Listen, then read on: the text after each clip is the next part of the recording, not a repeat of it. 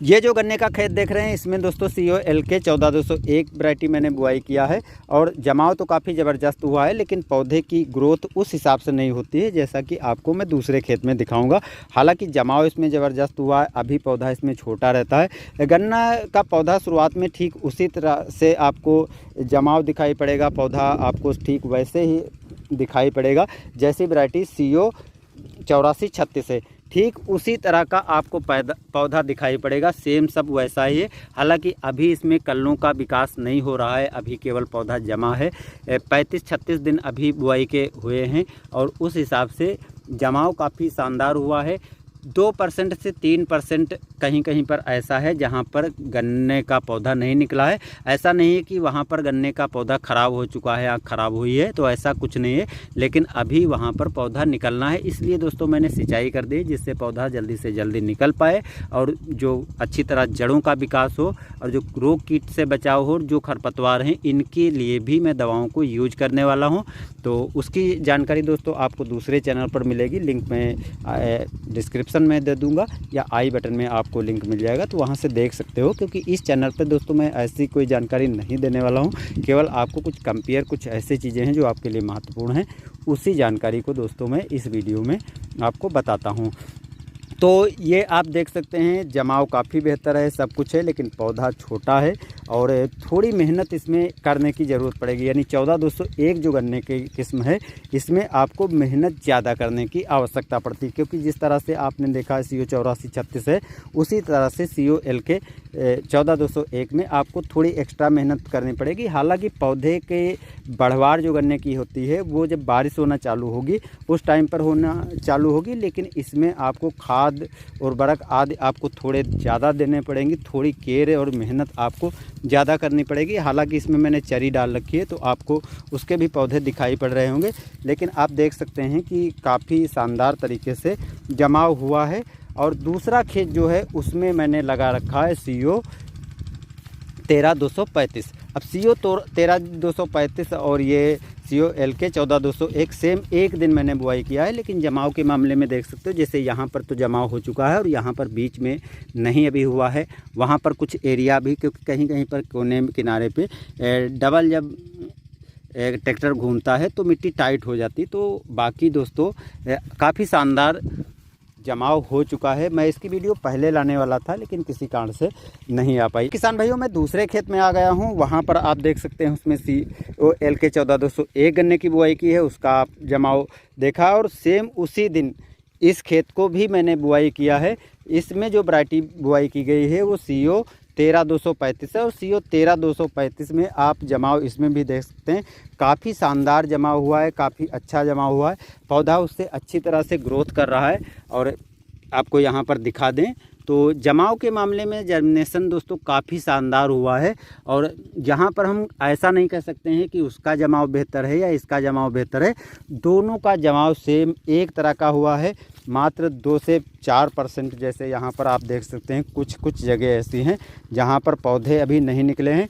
इसकी सिंचाई 3 दिन पहले कर दी गई है और इसमें जो है गोबर की सड़ी हुई कंपोस्ट खाद अब डाला है और उसमें मैंने बुआई करने के पहले डाल दिया था। तो हालांकि इससे कोई नुकसान नहीं, ये भी लंबे समय तक धीरे धीरे काम करती है, तो इस तरीके से भी आप कंपोस्ट डाल सकते हैं। बेहतर रहता है कि अगर आप खेत में किसी फसल की बुआई करने के पहले डाल दें तो और भी अच्छे से काम करता है। बाकी इसमें दोस्तों मैंने जो है अभी डाला है जो 12-32-16 होती है उसकी 1 एकड़ में 30 किलोग्राम मात्रा और उसके साथ में 20 किलोग्राम मैंने यूरिया को मिला करके इसमें बुआई के 1 दिन के बाद मैंने डाल दिया था, और जो काफ़ी अच्छे से अपना काम भी करेगी। क्योंकि इस टाइम पर दोस्तों मैंने देखा है पर्सनल हिसाब से कि बुआई के साथ जो उर्वरकें देते हैं वो धीरे धीरे बाद में काम करती हैं और जड़ों का इतने अच्छे से शुरुआत में विकास नहीं होता है, पौधा पहले निकल आता है जिससे पौधा मरने के चांस बढ़ जाते हैं और आपको जल्दी जल्दी सिंचाई करने की आवश्यकता होती है। इसलिए जब भी आप इधर फरवरी के बाद मार्च अप्रैल में बुआई करें तो बुआई करने के बाद जब पहले सिंचाई कर रहे हो तो पहले सिंचाई में आपको उर्वरकों को ज़रूर दे देना है। अगर आप पहले सिंचाई में उर्वरकों को दे देंगे तो उससे 2 फायदे हैं, एक तो जड़ें काफ़ी अच्छे से विकसित होंगी और जो उर्वरक है वो लंबे टाइम तक काम भी करती है और पौधा हरा भरा और अच्छी तरह से ग्रोथ और विकास का कार्य प्रोसेस चालू कर देता है, जिससे कल्लों की संख्या ज़बरदस्त बढ़ना चालू हो जाती है। अगर आप इस टाइम पर उर्वरकों को नहीं देते हैं या देरी करते हैं या थोड़ी लापरवाही करते हैं, सिंचाई आदि डिस्टर्ब होती है, तो कल्लों का फुटाव इतने अच्छे से नहीं होता है और पौधे का विकास रुक जाता है, क्योंकि तेज़ धूप पड़ने लगती है तो पौधे को नमी की आवश्यकता होती है, उसके साथ साथ पोषक तत्वों की भी पौधे को आवश्यकता होती है, जो आप इस तरीके से कर सकते हैं। तो आपको मैंने दोस्तों दोनों खेत दिखा दिए हैं, दोनों में जमाव में आपको मैंने फ़र्क भी दिखा दिया है और कोई इतना ज़्यादा फ़र्क नहीं है, बशर्ते पौधे की ग्रोथ थोड़ी अलग ढंग से होती है। इसका पौधा जो चलता है, जैसे आप देखते हैं जो CO 8436 है, तो उस हिसाब से पौधा चलता है CO LK 14201 का। और इसका पौधा आप अगर 038 गन्ने की जो बुआई करते हैं, सेम उस तरीके से चलता है। हालांकि उतनी ज़्यादा हाइट नहीं पकड़ता है, लेकिन लगभग उसके आसपास ये कवर कर रहा है। बाकी मामले में शुरुआत से ही पौधे में आपको काफ़ी ज़्यादा फ़र्क पड़ेगा। शुरुआत में देखने में तो ऐसा लगेगा कि इससे ज़्यादा उत्पादन होगा, ये अच्छा चलता है, अच्छी ग्रोथ होगी, लेकिन जब उत्पादन होगा तो लगभग एक समान दोनों का उत्पादन होता है, कोई विशेष फ़र्क नहीं है। बशर्ते इसमें आपको इतनी ज़्यादा मेहनत करने की ज़रूरत नहीं है, थोड़ा बहुत उर्वरकें आप कम देंगे तभी काम चल जाएगा। सिंचाई एक आधी लेट भी कर देते हैं तभी कोई फ़र्क नहीं पड़ता है। 14201 जो गन्ने की किस्म है, इसका पौधा CO 8436 जिस तरह का चलता है, सेम उसी तरह का इसका भी पौधा चलता है। तो इसलिए दोस्तों, अगर आप 14201 किस्म को लगाते हैं तो सिंचाई का आपको विशेष ध्यान रखना पड़ेगा। पोषक तत्वों की पूर्ति, खास तौर से नाइट्रोजन, फास्फोरस और पोटास का आपको काफ़ी अच्छे से ध्यान रखना पड़ेगा, क्योंकि ऐसा नहीं है कि गन्ने के पौधे ख़राब चलते हैं या इनकी बढ़वार नहीं होती, ऐसा कुछ नहीं है।